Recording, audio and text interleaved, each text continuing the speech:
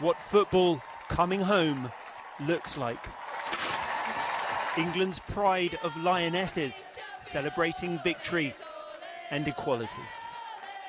Sport in general, society in general, you know, women, they fight every day. I'm a woman, I know what that feels like, and I think if we can make it easier, even just a little bit easier for anybody coming through and any other sport, or, you know, that will mean the most for us, I think, when we look back in years to come. It's time now. The argument was that nobody wanted to watch it. Well, what do you want me to say to that now?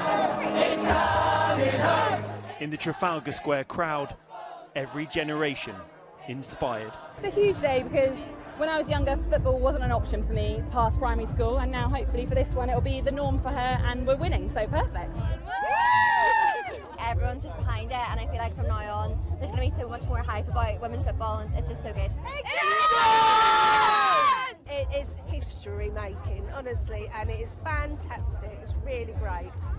We're so happy. This is my granddaughter Faith. How do you feel about it, Faith? Absolutely amazing, and I think it's so inspiring, every single part of it. I'm a primary school teacher, so it's really important for me to take that back to school and really big it up with the girls, that it's not just for boys, that we can do it.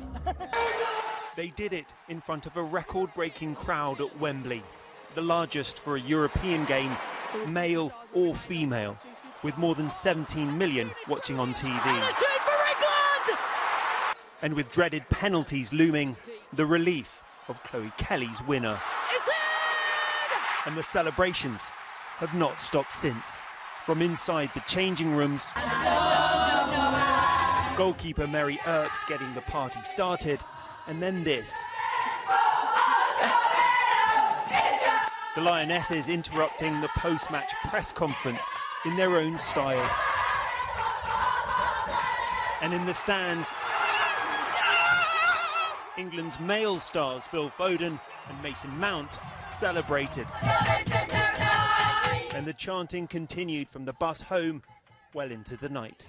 What's incredible about this achievement is that the last time England won a major trophy in 1966, women were officially banned from playing competitive football. I come from an era where to play football at school you got a detention, you know, so you see how far we've travelled, and this is the opportunity, you know. I think anybody, whether it's not just for sport, giving girls that opportunity, this is going to set us off like rocket fuel. You know, we've been waiting since '66 to win a major footballing trophy.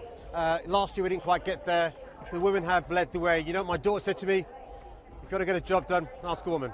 This sport is growing, and it has been growing, and you know, there's still not possible for some girls to play football in schools, so I can't not talk about it. I'd love to just stand and talk about football, I'd love that, but it's not where we are, and hopefully, like I said, this is the start of a journey now where we just can't ignore it for much longer, you know. It's happening, something just happened.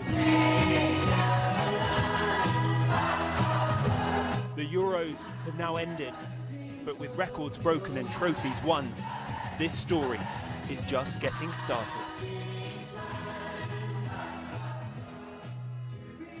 Oh, Rags, that was just joyful.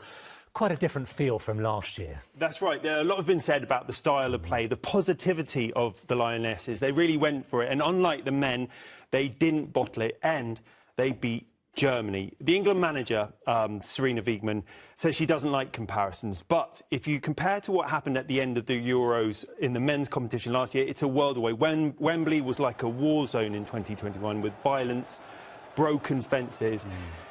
The competition's vibe, today's vibe, was totally different. No alcohol, no aggression. So I think the men really can learn and take away lots of things from the women's tournament and introduce it into their game.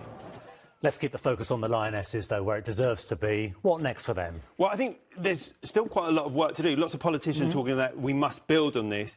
And at present, the facts don't look very good. Only 44% of secondary schools offer equal access to boys and girls at the moment. So that really needs to change. Support for the Women's Super League also needs to grow to really build on this. And as for the Lionesses,